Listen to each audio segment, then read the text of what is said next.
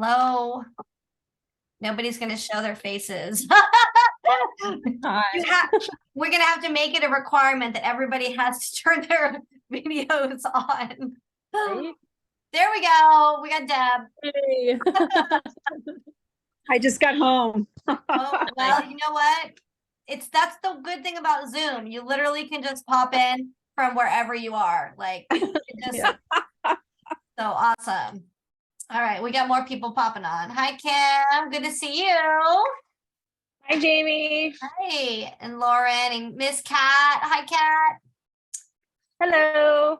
And Sarah's on. All right, good.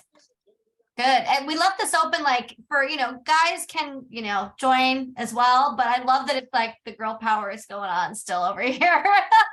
We are girls love to fly, so it should be that way, I guess. Okay, we are just a couple more people are popping on, but it is 5:30 and I know we don't have all night. So I'm just gonna kind of go ahead and do a little announcement. First of all, we've got Miss Emily Norman here from ForeFlight. Yay! Super excited to have you. Thank you for your time, Emily. I know you're super busy.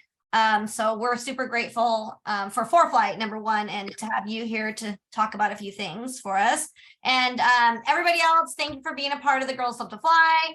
I'm Jamie, if you haven't already met me, the founder of Girls Love to Fly, and we try to inspire more women and girls to get into aviation, and we give away scholarships. And with the partnership of ForeFlight, we have the subscriptions we've been giving away. And so other fun stuff like that has been happening and more things to come in 2023. So super excited. So if you have any questions at any time, and I think Emily will agree, like you can interrupt, you can raise your hand, you can say, I already know that, and maybe talk about something else. Literally, this is like an open book, and you can just let us know at any time that, when you have a question at all. But I'm going to go ahead and pass this on to Emily to go ahead and start if you're ready. And we're going to talk about a few fun ForeFlight facts. Definitely.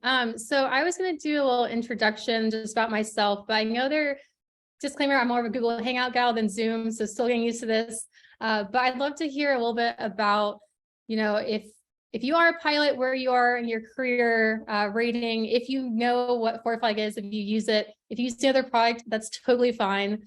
But if you do ask me to compare ForeFlight and other competitors, I haven't used anything besides ForeFlight, but maybe if you tell me like your favorite feature, I can see if we do as well. But we'd just love to get a little gauge of what everyone's kind of knowledge is of it.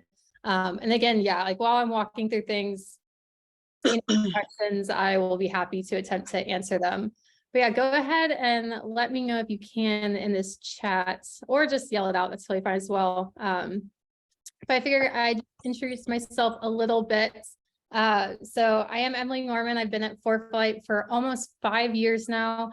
Kind of right out of college, I decided I wanted to fly instead of use my business degree completely, but then I found the best of both worlds by just, getting a job at ForeFlight. And I started off on our marketing team.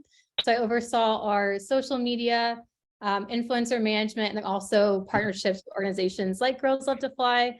But recently I just switched over to our pilot support team. So I'm supposed to be like a ForeFlight pro and be able to answer all questions. But this is a really good test of that, I guess.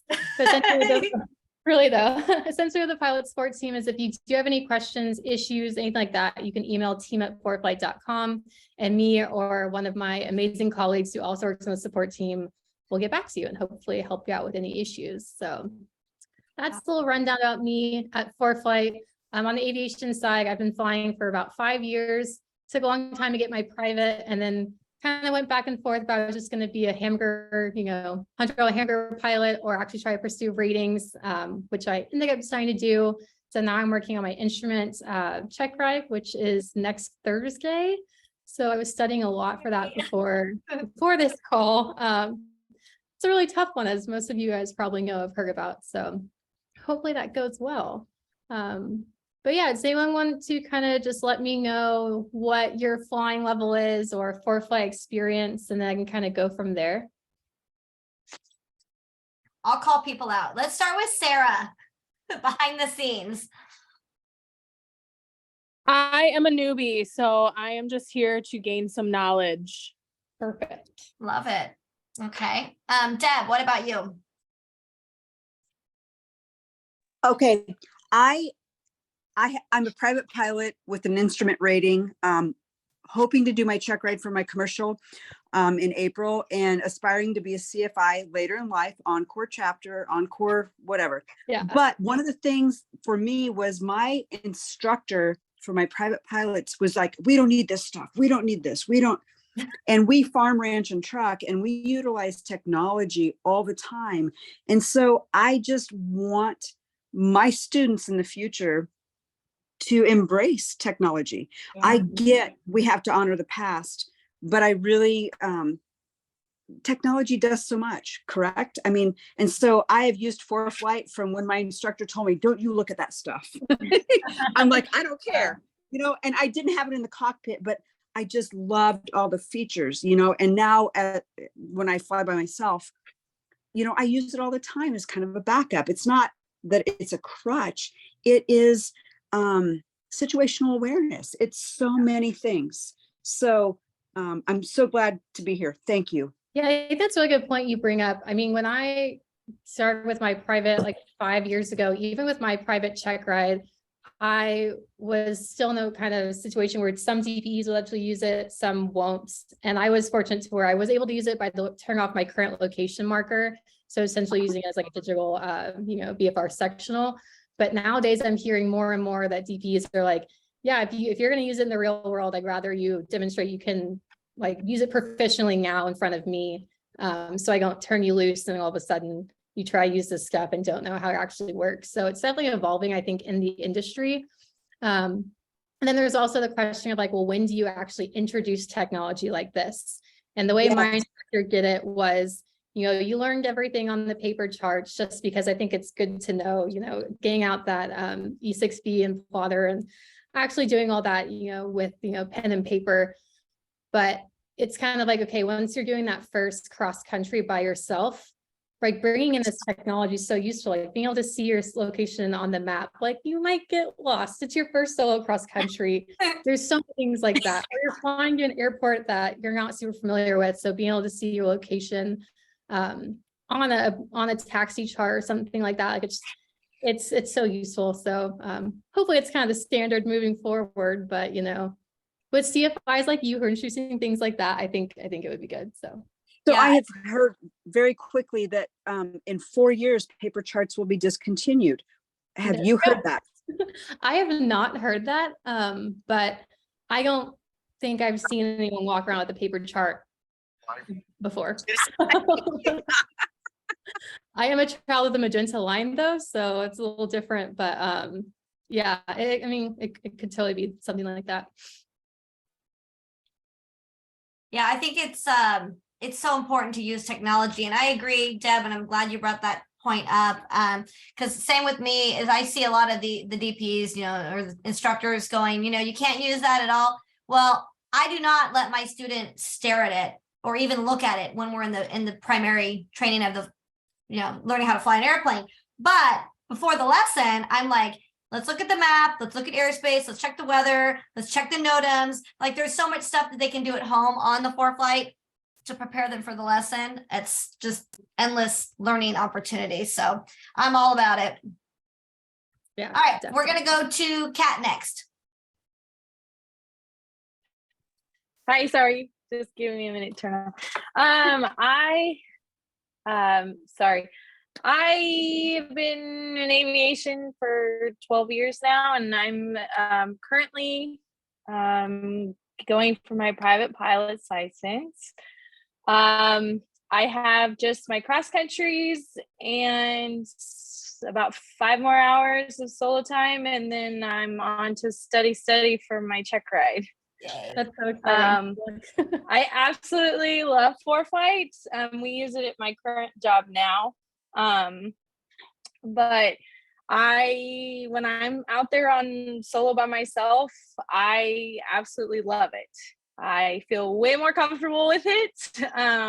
Other than just being able to scan around and make sure it does kind of give you a feeling of, okay, I see the traffic, but I also see it in ForeFlight. So it kind of makes me feel a little bit more comfortable as far as like how to see and avoid, or if there's something that I didn't catch, but I could see it on the iPad, it makes me feel a lot better. But also too, like what Jamie said, when I'm with my instructor, I more focus on flying the airplane while she's more focused on traffic and stuff like that. So it's more of like a tag team.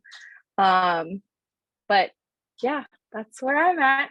Yeah, definitely. And I mean, with ADSB traffic, obviously there can be delays and stuff like that, but it's just so good for Yeah. knowing where to look. Because Yeah. sometimes you are distracted or you're looking somewhere else and then it's like, oh wait, can I focus over here for just a little bit? And then finally you can spot it. So yeah, it's definitely a good tool to have. Yeah, it's like you said, there can be a delay, but also too, like it's just a quick glance of like, oh, if you know what you're seeing, like the little triangles, then you're able to look in that direction, and knowing it helps a lot with seeing the void, and Definitely. I love it. Thank you, Kat. All right, Miss Kim. Okay, so I got my private back in December. So Congrats. actually, ForeFlight is fairly new to me because I've been Pilotage and Dead Reckoning up until that point.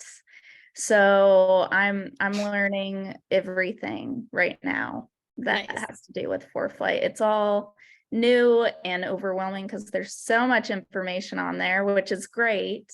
But yeah, I did not have the experience of all the traffic on the device. I didn't buy the device until I got my private, but it's really useful though. I've done some cross countries time building with people on it, and they're under the hood and I'm using it to help me guide me to find the traffic. So that's been useful, but I really don't know much other than like breadcrumbs and looking at the traffic, and I've figured out how to pull up plates. That's about it. That's pretty Yeah, good. so I think one thing that I learned even as I was working here through all my private training is that I didn't really know and understand how useful the app was until I started my instrument training, because that's when it's like, holy crap, this is unlocking so much for me. Makes it a lot easier, that's for sure.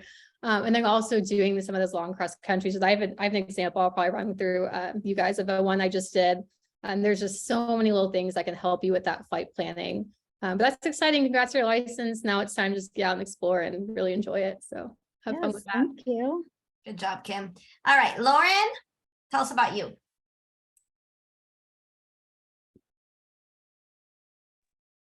Sorry, I'm used to like Microsoft Teams, so I feel you on the, I'm like hitting the space bar trying to, I am currently getting my, I'm in the Boise, Idaho area, and I'm currently working on my private license. I'm hoping to solo soon. I'm kind of at that point. Once I get my landings buttoned up, I'm hopefully going to solo soon, and then I'm hoping to have my license. So I teach full time. I'm a teacher, and so I'm hoping in the summer I can really crank out my hours and kind of get it done. But so my experience with ForeFlight is like my CFI uses it and he'll show me stuff on there before we go out and fly, but I don't know a whole lot. I mean, and I've used the sectional charts for some of my like quizzes and tests that he gives me, and so I know like very preliminary what it's used for, and so I figured it would be cool to hop on here and just learn more about it, and then potentially go and impress my CFI. And I'm just kidding, but we all want to impress our instructors, right? No, I'm just kidding. Yes, but plus he definitely uses it a lot and brings it with us.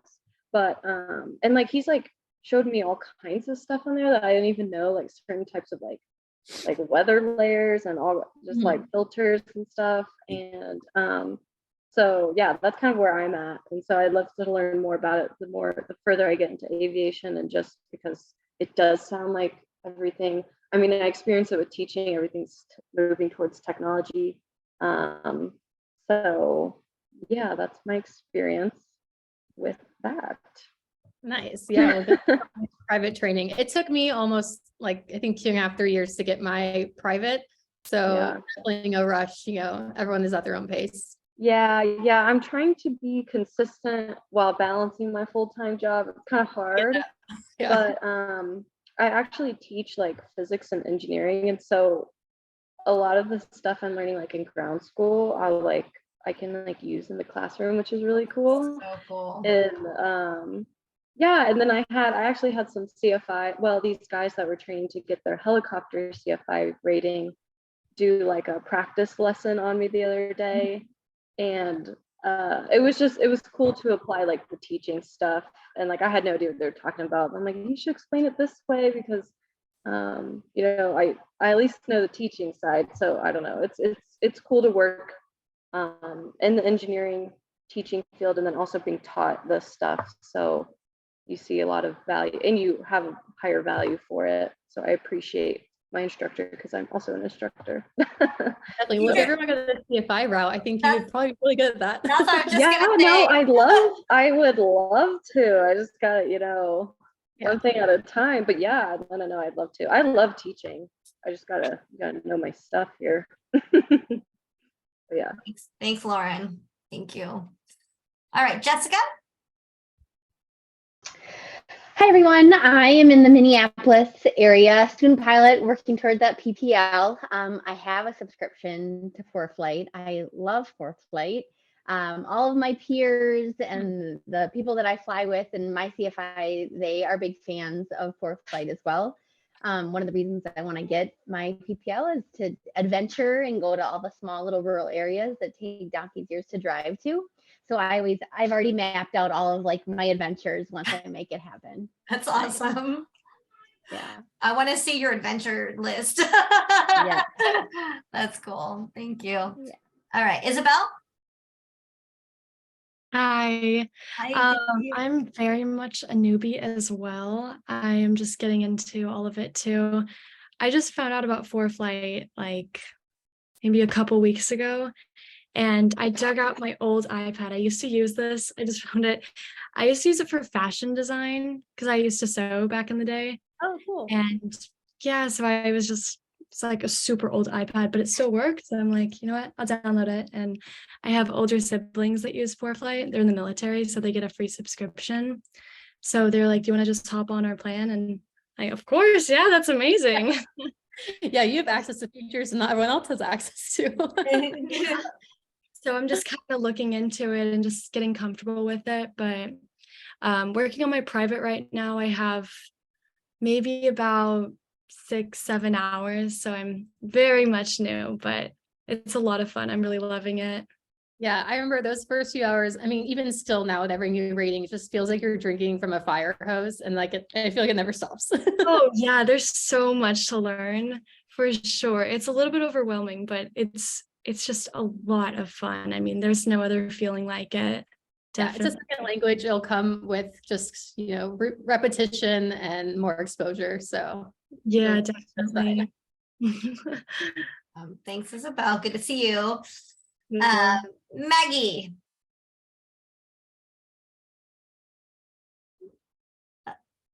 Unmute. Oh, she's trying. Uno momento. We'll come right back to her. We'll come back to her. All right. Uday, I know that you're a new CFI and we've been talking and he just recently got his CFI. We've got ForeFlight here today. Hi. You're lucky you get to meet all of us girls. Tell us your experience with ForeFlight, or do you have experience with ForeFlight? Oh, I do. All my training has been with ForeFlight, and most of the times when my instructor wanted to do it on the navlog and the sectional, and I go for my check ride, and the DP is like, "You have ForeFlight, man. What are you doing?" I'm like, "Okay, that's much easier now. Pressure's off already." So I mean, everybody is really comfortable, and to me, I was completely comfortable using it. You have so many layers onto it, and especially when you're trying to do cross country, you can just switch the layers to aeronautical, and then you can zoom in from the satellite images. Just makes it really easy. Yeah. And then you also have layers for the weather. And this happened in my instrument check ride when I was we took off. I mean, I didn't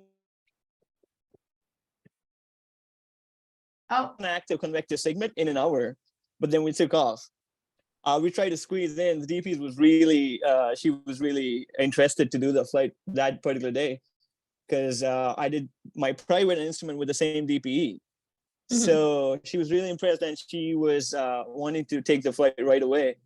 And then even though we had a convective segment in an hour, we took the flight, but then the cells start popping up and ForeFlight was the first thing that was referenced to spot the cells. So I was under the hood. She was spotting the cells and she was like, okay, turn this way, turn that way. And right on the final approach, is that one cell sitting right on top of that VOR. That could be the end of my check right there. Just that final approach. But then, we had to divert. We landed back in a different airport. wow. Yeah, that was fun. But all thanks to ForeFlight. I mean, makes it really easy. Yeah. But my CFI experience was not so good with ForeFlight because it's like, okay, I don't want to see this. Teach me in a chart. And that took me a while. Man, That was my experience. that's a great. Thank you for sharing. That's awesome. Great experience. That's adventurous. That is adventurous. I had adventurous. I went to Palm Springs a couple weeks ago with my mom in my airplane, and there's a lot of mountains over the area, and we had to leave at nighttime. So it was night times, and I have in my airplane I have synthetic vision, so I know how to read my panel on my airplane. But my mom's like, are we over the mountains? Because you can kind of see them. And sometimes people, when they're not in aviation, they don't know. Like it looks like you're going to hit the mountain, but you're really not. Right. Like over it. Happened to me And I said, Mom, let me show you this. So I pulled up ForeFlight and I put the profile view so she could see. I said, this is the little airplane. These are the mountains. We're like 2,000 feet above them. I'm like, and she, oh my God, thank you so much. I feel so much better. And I said, do I need to get you a ForeFlight subscription for yourself? Just as a non-aviator? I think non-aviators could use it, to be honest. I mean, they can learn a lot. That's right. I mean, we can go a little bit more fancy with that when you go with that another tool where it shows your not like the kind of instrument. Yeah. Where it shows your real-time heading onto the terrain next to you. There's another feature there. I forgot the name of it. See. But then you can also do that. It's with so the ForeFlight. It's unlimited.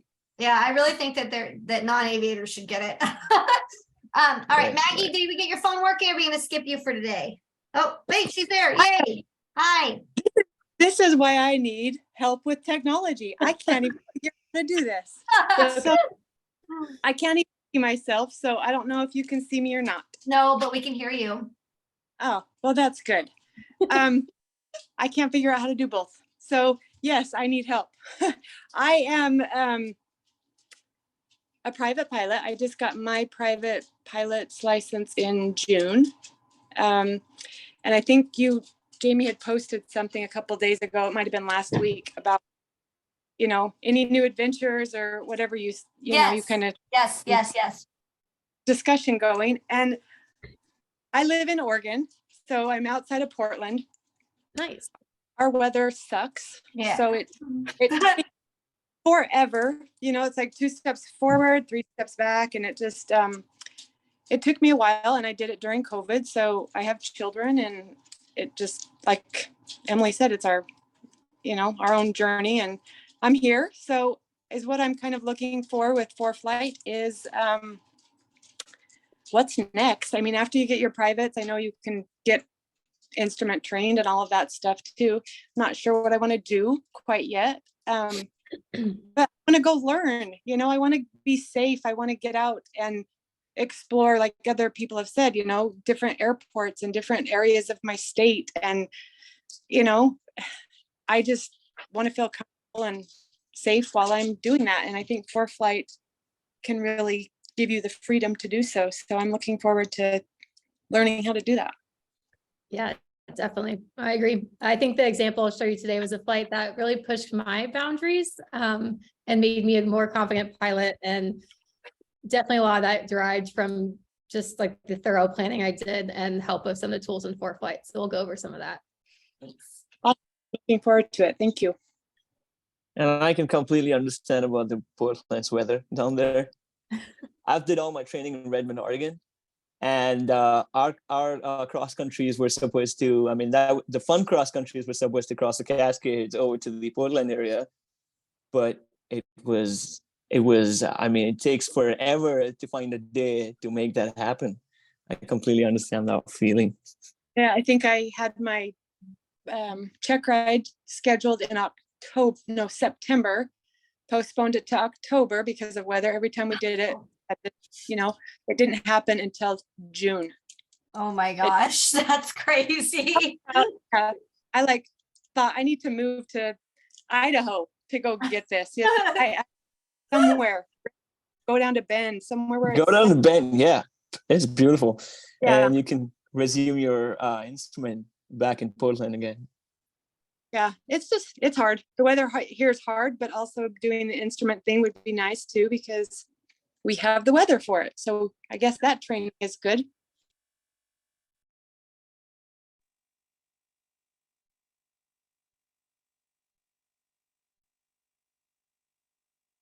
All right. Ma'am, before we go any further, just want to let you know that I have a class to catch up with, because I'm also getting my master's degree on the side. Wow. So, Thank yeah, you. so I look forward to meeting with you for the Girls Love to Fly stuff. So thank you for please, making an yeah, appearance. please give me a time, and I'm available tomorrow too. Call me tomorrow. Yeah. I have time. I have time tomorrow. All right, thank you Nice so to much. meet So you. Thanks for yeah, stopping and sorry to everyone to see such a big name on my screen, because I need to do that for my college for my attendance. So all right, All thank right. you. You go get your stuff done. Thanks for sharing their flight story. Yeah. Okay. All right, Miss Emily. All you. Okay, everyone, cool. So sounds like we have a lot of people who are, not as familiar or kind of in like the private training. A few others just really want to like venture out. So I think what I have semi-prepared for today is going to be really useful. I'm going to attempt to share my iPad screen. Again, never done this on Zoom, so. Looks like it's working. Okay, cool. Yay. Yay. There's not that big of a lag. So I currently live in Scottsdale, Arizona, moved out here for flight training because I didn't want to have the issues like in Portland with like weather delays and stuff, although ironically I'm working on my instrument.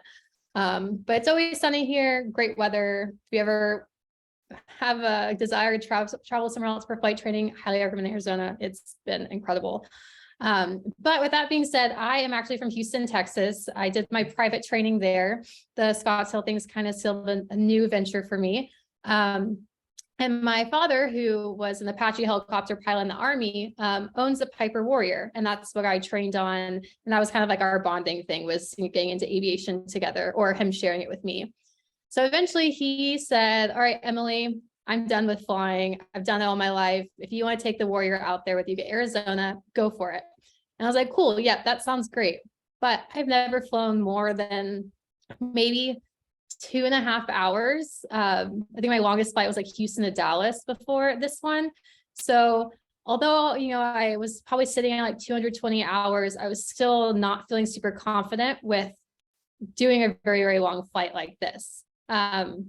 So I figured I would walk you guys through my route. And by doing that, I think there's going to be a lot of features in ForeFlight that you can take and use in your daily flight planning, or maybe if you are trying to venture out and do a longer flight to, kind of push your skills and get that confidence. Also, if you have any questions on anything you're seeing on my screen, please let me know. We all kind of, set up ForeFlight differently, and we're all using it in different ways. So you might not know what something is. Like, for instance, these distance rings that are on my screen right now that kind of get smaller whenever we zoom in. That might not be something you're aware of. I can actually just touch on that real quick so we don't go the entire time with people wondering what the heck they are. But essentially these distance rings you can enable on your map settings, which is going to be down here. There's actually a lot of really cool features you can add onto here. So there's the distance rings there, but essentially what they're going to do is give like an actual distance from your current position. You can see right now I have it based on nautical miles. And while I zoom in, that ring is going to get closer and closer just kind of like a useful case for this that I personally use is whenever I'm asked to report my position from somewhere, especially when entering into like a class delta or something, I can see where I'm at and that I'm like 10 miles away from it or 25 miles away from it.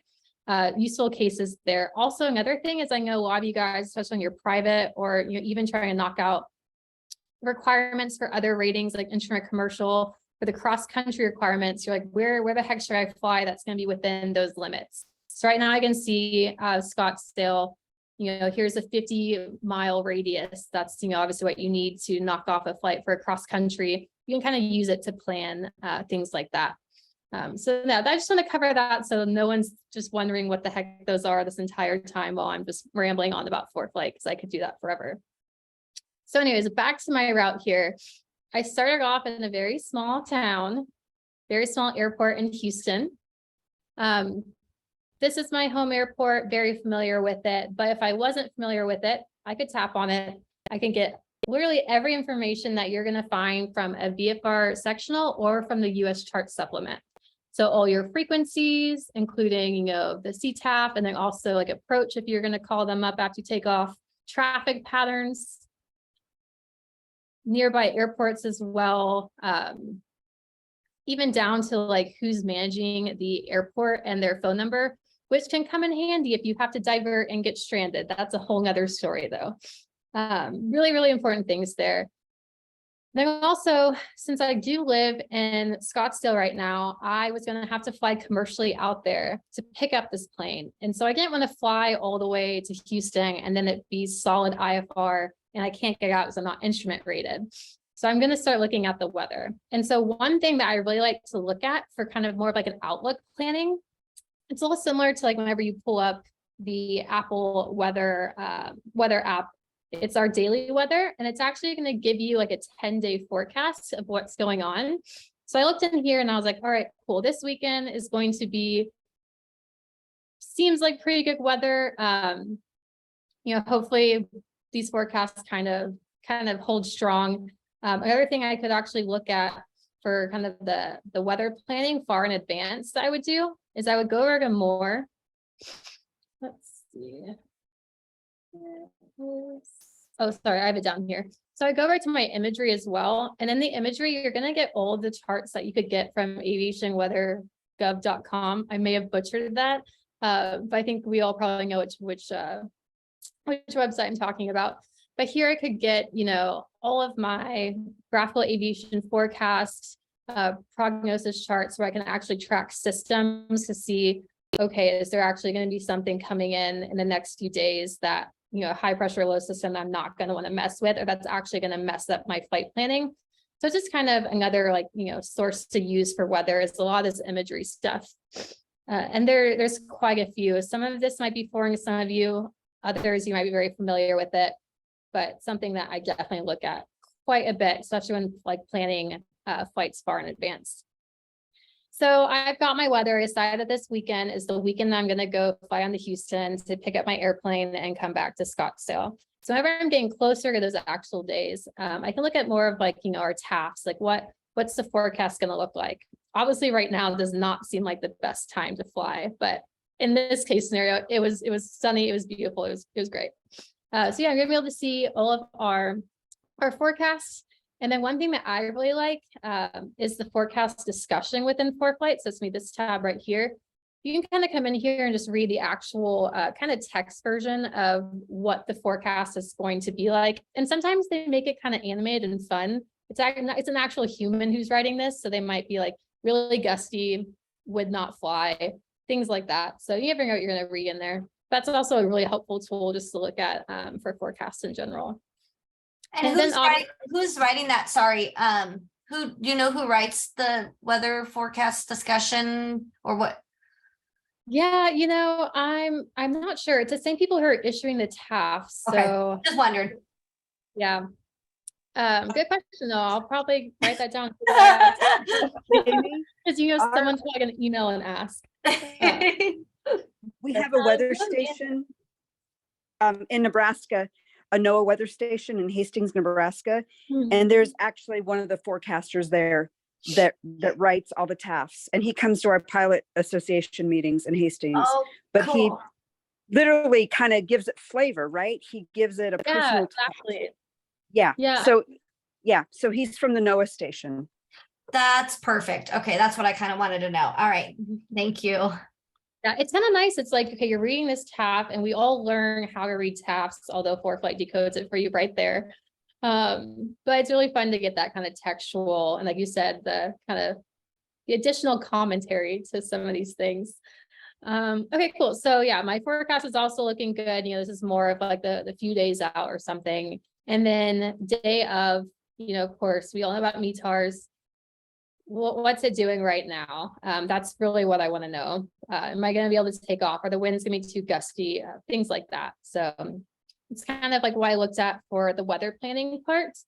Other things in this kind of airport view that's really helpful is, for instance, it's going to tell you what all the runways are. And one of my favorite things is, yes, we can kind of look at the forecast of the METAR and see what the best runway is, but ForeFlight will actually tell you as well. So you'll see down here, it says best wind is on runway 12. Just kind of another situational awareness feature to be like, okay, what I've deciphered and what ForeFlight says like checks out, math's good. So things like that. Procedure, it's going to actually show you all of the different types of charts and plates that we have for an airport. Some of you might just be looking more at an airport diagram. For instance, what does it actually look like? Where are the runways? Where are the taxiways? This is really, really useful if you are at a controlled field and, you know, ATC gives you taxi instructions and you're like, okay, but where is that? You can actually look on this map and see. And this is something I will try to be really honest about what is included in what plan levels, because there are differences. So this next thing I'm going to show you is included in our Pro Plus, which is the middle one, something I probably suggest for instrument training, this being one of the reasons. But you can actually send a lot of these plates to the map. So then when it's, oh, there we go, zoom way out. So whenever you actually send it to the map, you see your actual location on the airport diagram. So say I'm over here, let's see where my old hangar was, kind of on taxiway B. You would actually see your current location marker and be able to follow along so you know where you are on the ground. It's just kind of a really good like additional situational awareness tool. And then not going to get into too much since we don't have many people doing IFR or higher, but you could get all of your departure plates, all your approach plates as well in ForeFlight, and then you could overlay it and also see yourself actually flying on the approach, which is extremely helpful in that IFR training. So also on the airport's view, you're going to see things like NOGAMs. That's really important for us to get for all flights. Sorry, I'm laughing because I still can't get over the NOGAM outage that happened a few weeks ago. I thought it was really funny. Yeah, so you have that there. And then also just kind of additional information as well as like FBOs, what FBOs are on the field, their fuel, all that stuff. So there's lots of information in there. It's really good to tap around, especially in your early hours of using ForeFlight. So here we go. So, okay, so I'm going to take off out of Laporte. I was just flying VFR, and for specific reasons to Houston, I wasn't going to call up approach and get flight following for this section because sometimes they will route you around. And I had very, very specific field planning, and going around the Bravo was not my best interest at the time. So I actually kind of went through our corridor. But you can see on here, this route, it's not showing me going through the corridor. It's showing direct to my next point. So what you can do is you can actually tap anywhere on a route and rubber band it to where you'd like it to go. And you just like sit like that, and you can insert it into your route. So now I've inserted a new waypoint into my route. And so rubber banding is just kind of an easy way to edit a flight plan to maneuver around airspace, like a MOA, a military, operating area, or if you want to avoid certain terrain, things like that. It's just so you can kind of quickly add that to your flight plan, and it'll be reflected up here in your flight plan editor. So I have my route. Everything else is looking pretty good. I was going to stop in Texas, stop in New Mexico, and then head up on to Phoenix. So another overview I can see of okay, I checked the weather in Houston, all looks good, ready to go. I checked the current weather and forecast at my next, intended stopping point. But what does the overall picture look like? So what I like to do is come in here on the map layer, and my map layer options will probably look very different from yours because I have a kind of jam-packed ForeFlight subscription for my current role. But I like to come in here and then hit on the flight category map layer. Let's put it that way. Kind of looks like a Christmas tree sometimes, but this is a really good overview of what does the weather look like. So you can see here in Houston currently, marginal, VFR, IFR, and then once you get west of Texas, it's all going to be VFR. So just kind of like big picture, this is really good to look at. And it's also going to kind of correlate with where are the fronts, where are these storms, things like that, weather patterns. It's really good to use this as an overview. And then another super helpful layer, especially when planning long cross countries, or even currently because fuel prices are very high. I know I used to fly 30 minutes to another airport to pick up fuel and back, just as like a get me in the air and then also save a little bit of money on fuel. So there's actually a fuel price layer right here that is available in all plan levels. And so it's going to show you around what area where you can find the cheapest fuel. And so on this long flight, every dollar kind of mattered because we were filling up multiple times. So I also use this to determine where is the best fuel. So kind of a fun one. We like to say that sometimes using this layer can actually pay for your subscription because it can save you so much in fuel. So good one to use. Alrighty. So some other things in here that I would look at a ton whenever I was doing these flight planning is, flying in Texas, it's pretty flat. It's sea level for the most part. And then I'm flying in a Warrior that can, handle higher altitudes, but really isn't used to it. And I hadn't taken it above 8,000 feet. But I knew that once I got west of El Paso, I was going to run into something that was very unfamiliar to me, which is terrain and mountains and all that good stuff. So one map layer that I find really useful for that is something that's new. It's our hazard advisor. I believe this one is Pro Plus and above, so it will be above the basic subscription, but it actually allows you to oversee where the terrain is on the map itself. And then you can use our altitude slider to kind of go up and go down to see how can I get around that terrain. So in this specific route, I knew I was going to not go above about 8.5 because the ceiling on my Warrior is higher than that, but just not super efficient. The winds are really high going west, and it was just not going to work for me. So I set my limit at 8.5, but just as a safety buffer, I was going to, or being conservative, I put the altitude selector at 7.5. So I can kind of see on this route, is there any really big mountains I'm going to have to go around? And so it's just really helpful to kind of, rubber bands the route a little bit and pick and choose where you kind of want to go through.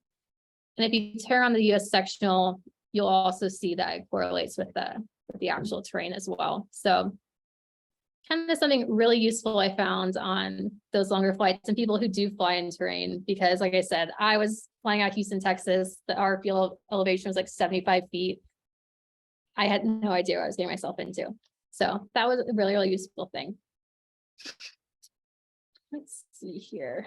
And I think someone had brought this up earlier. ADS-B weather and traffic is huge. I actually have my Sentry stuck to my apartment window so I can get signal from an ADS-B tower right now. But for those who aren't super familiar, if you are connected with an ADS-B receiver, like a Sentry that we sell, Sentry Mini or Stratus, you should be able to receive ADS-B weather and traffic. So right now we're actually seeing live traffic from Scottsdale because I live like right next to the airport. And this is really good to use in flight because yeah, you're on these long cross countries, or maybe it's a local flight or a training flight where it's really condensed area. And it's actually going to give you alerts that says, traffic, 12 o'clock, 1,000 feet below, things like that. And although you shouldn't use it to rely on finding traffic, you should always be seeking out traffic. It is just good to know where to look. So That's another thing. And also you can kind of tap on the traffic, see what they are. It's more of kind of a fun thing. You probably shouldn't be looking at traffic details in flight, but it's kind of a neat feature. So where's that? I'm turning that layer off because it will get very, very loud. Sometimes it's good to look at traffic details in flight, as long as everything else is taken care of, because then you Yeah. can see if they're slow or fast. You know, it makes a difference. Like, okay, they're getting close. Are they only going 100 knots? Or are they going, you know? Yeah, that's so true. I mean, if they're approaching or not. Yeah.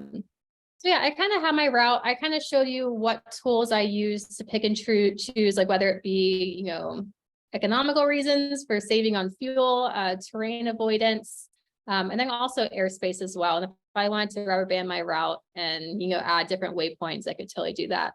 So now if you look up here, you're going to see in our flight plan editor, I have everything kind of laid out for me. You know, I have all my stops. I rubber banded that one thing, so I have those random coordinates in there. And so what I'm actually seeing here is the route itself. And I've added my actual aircraft. So my Warrior, you'll see is in the top left corner here. I've added it to my my flight and my route. And so the ForeFlight's going to calculate data based off your aircraft. And setting up an aircraft is really easy. We have profiles for most piston aircraft, so you can go in there and kind of play with it a little bit. And then once you set it up, it's going to give you really, really accurate data. So it's telling me right here, we're going to read left to right that the total distance is 912 nautical miles. What our estimated time en route is, which is 7 hours and 46 minutes. It took me a little bit longer than that because I was sightseeing. But it's going to give you really detailed information. It's going to tell you like how much fuel this is going to take. And then at the time, like what the winds are. Obviously, this is going to change depending on what altitude you're at. And I think right now it says 3,000. So I'd probably want to update that. So you can update your altitude just on the left lower box. And it's actually going to pull in that winds aloft data as well. So you're going to be able to tell if you're going to get a tailwind or a headwind, which is super important for not only, you know, how fast or slow you kind of want to go, but when you're trying to consider fuel burn and are you going to have a 30-knot headwind that's going to add another hour onto it or something like that. And then you might need to stop sooner. Just all things that you need to be taking into consideration. ForeFlight kind of helps you in that decision-making process. So just for the sake, we're going to update to 8.5.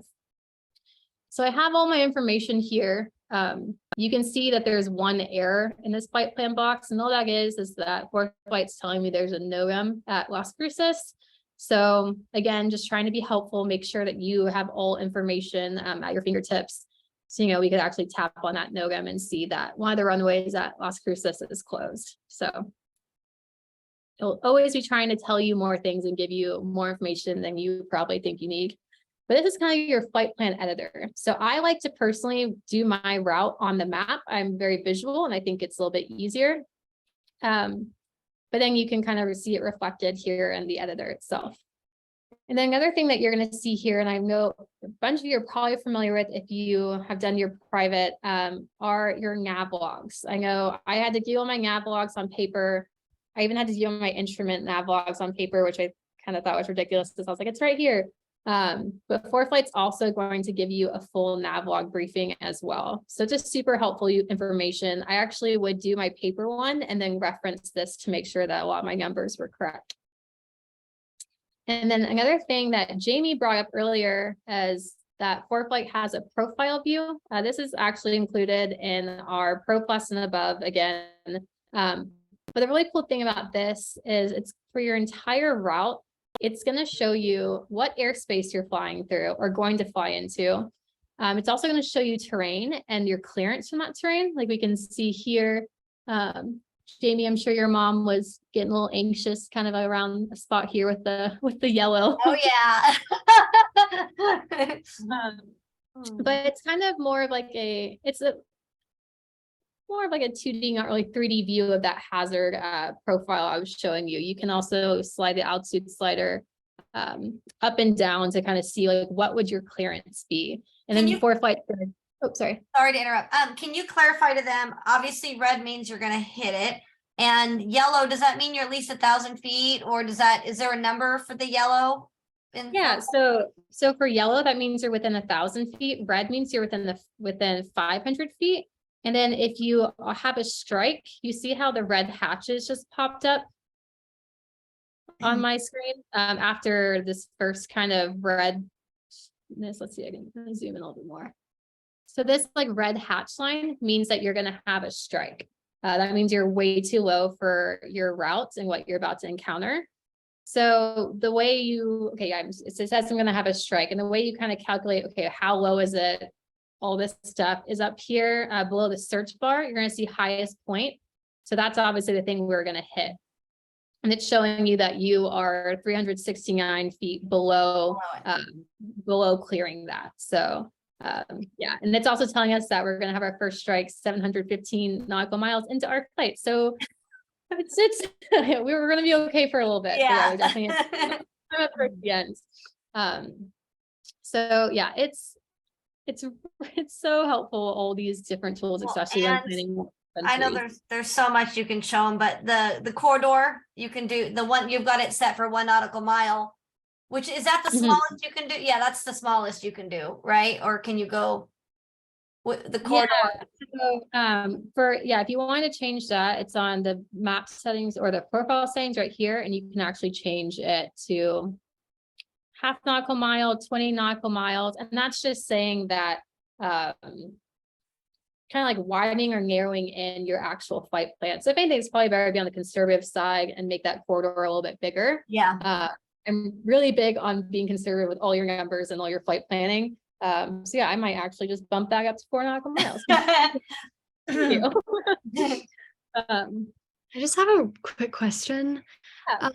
Do you use cellular data when you're on ForeFlight while you're flying, or like how does that work with losing service? Yeah, great question. So I am actually pretty cheap, and I buy refurbished Apple products because I like save money. And I buy Wi-Fi only. That's because I equipped my iPad with a external GPS device. So I bought a Sentry, which is ForeFlight's version of an ADS-B receiver. It has GPS. It's going to give you that live traffic and live weather. And it has a WASP capable GPS, which is the accuracy is way better than what an iPad GPS cellular chip would do.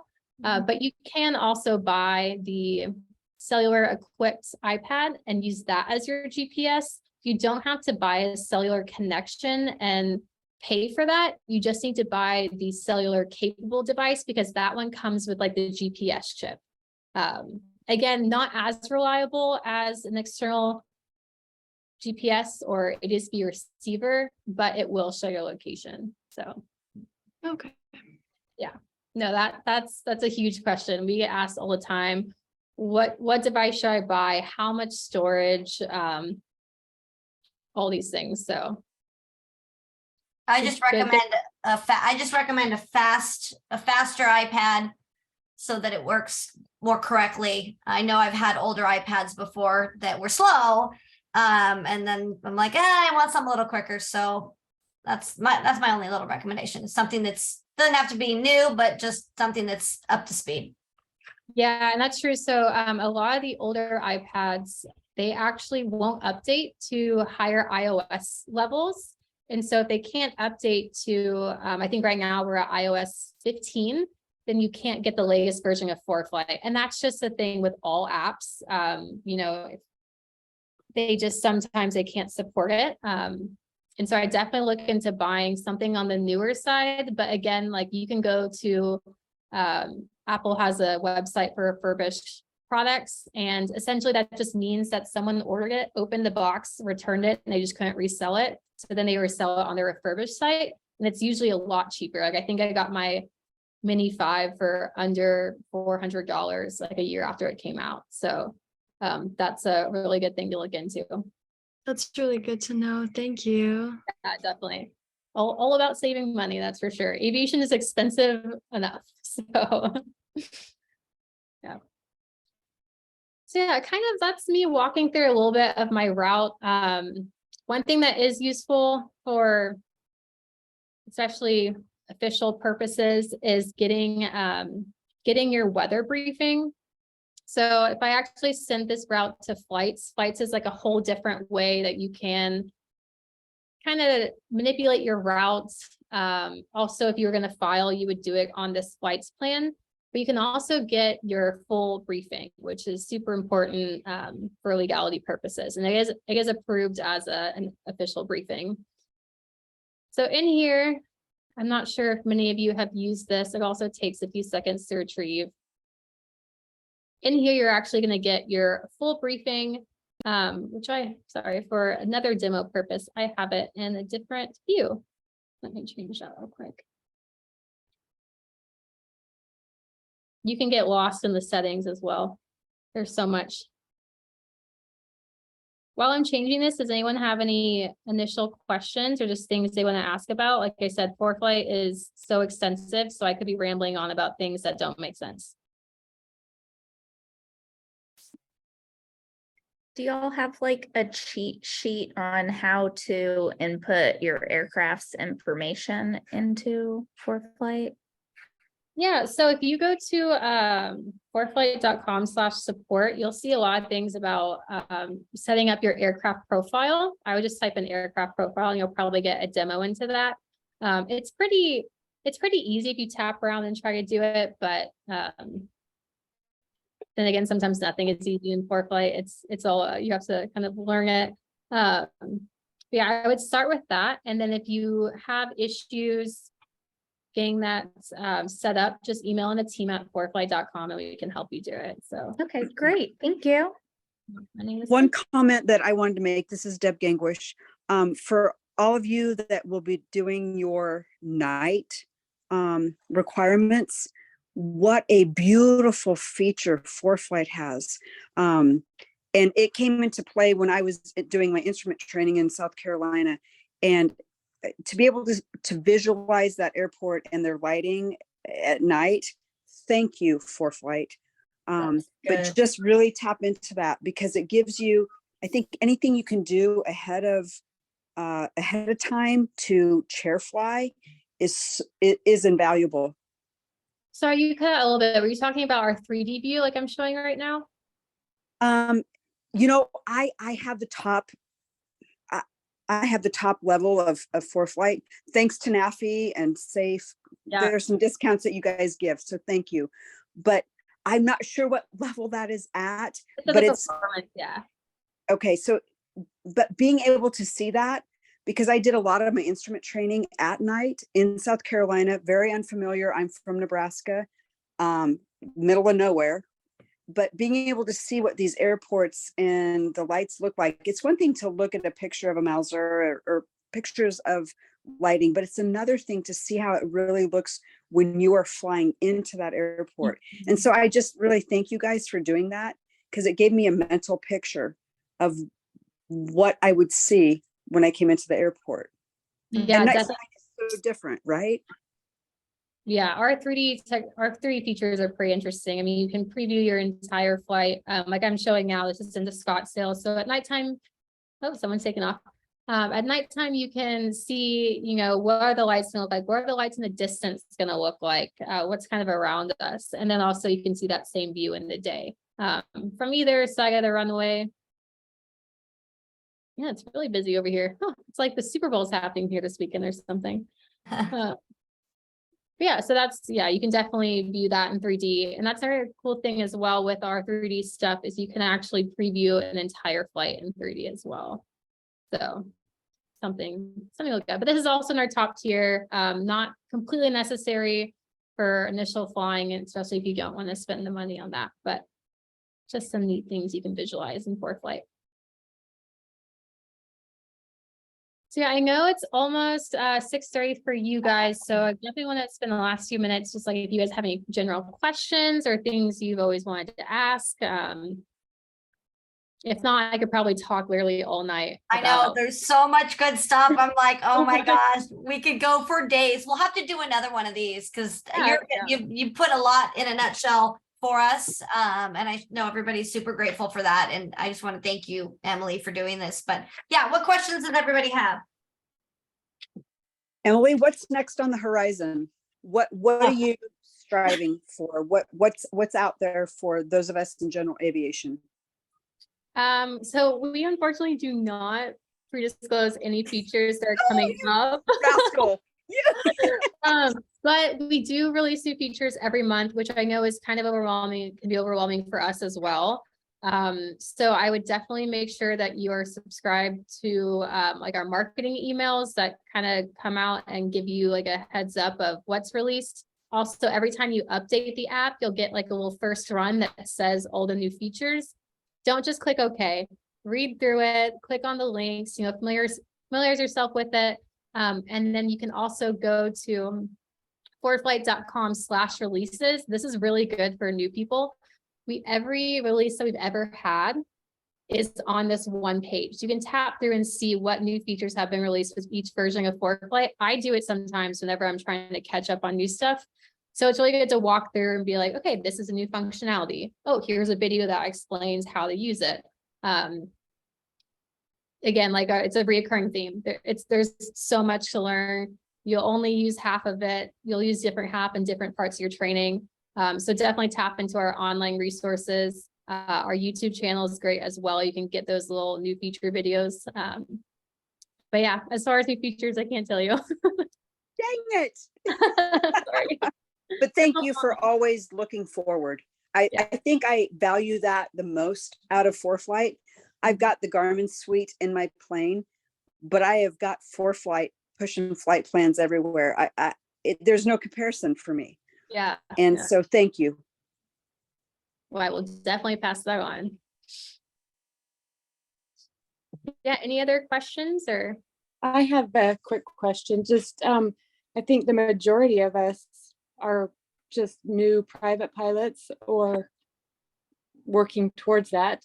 So I guess in a nutshell, if we were to purchase this, what do we do this on a yearly subscription? Where do you start? Because I don't think the private pilot needs all of those approach plates. The instrument trainer is going to need that, but what would a private pilot start with and then as an instrument? Because that's kind of where I am, is thinking about it. No, that's a great question. And we don't have kind of official statement on this, but my personal statement is that I think as a private pilot, you should start off with Basic Plus. Or it's Basic Plus, Pro Plus, Performance Plus, just to be clear. So Basic Plus, our lowest plan level, it's $120 a year. I guess a yearly subscription. This is going to give you access to all the charts that you're. Oh, did my screen just go away? No, that was me. I took it away. Did you want it there? Sorry. Oh, no, it's totally fine. Okay. It's going to give you access to all the charts that you need, all the airport information. You're going to be able to see your current location marker on the map. I personally think that kind of covers it for your private.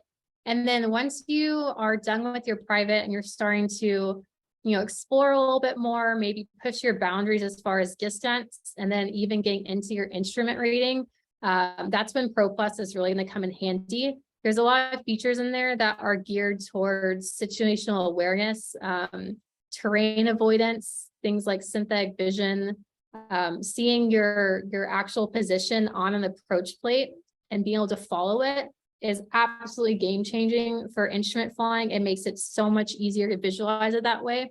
And that's all in our Pro Plus subscription. So definitely when you're getting into instrument, I think you should look into that to our middle tier.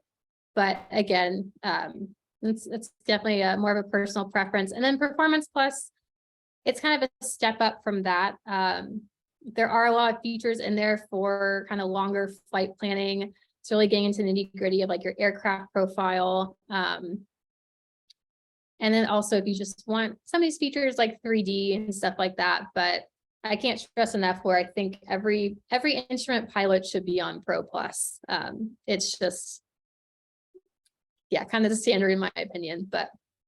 It's awesome. Yeah. And I think the basic for the people that don't have ForFlight, the basic version, until you have that dialed in and you're like, okay, I've got this dialed in.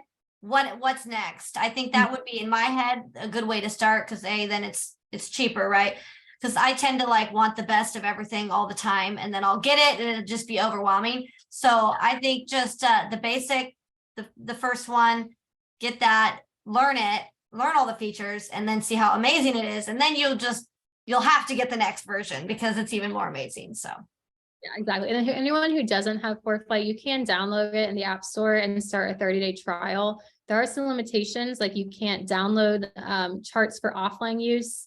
You can't use the logbook and a few other things because it's kind of a even more minimal subscription than Basic Plus, but it's still really good to tap around and kind of get some like user functionality practice. So it's a good thing to do. So if you were to do the basic and 6 months later you wanted to upgrade, do you just like prorate that or do something to? Yeah, definitely. The time remaining on your current subscription is prorated, and then your subscription starts over on that day. So whatever you have left over goes towards that. You'll pay a lesser amount, and it starts over for a year. And we also have promotions throughout the year.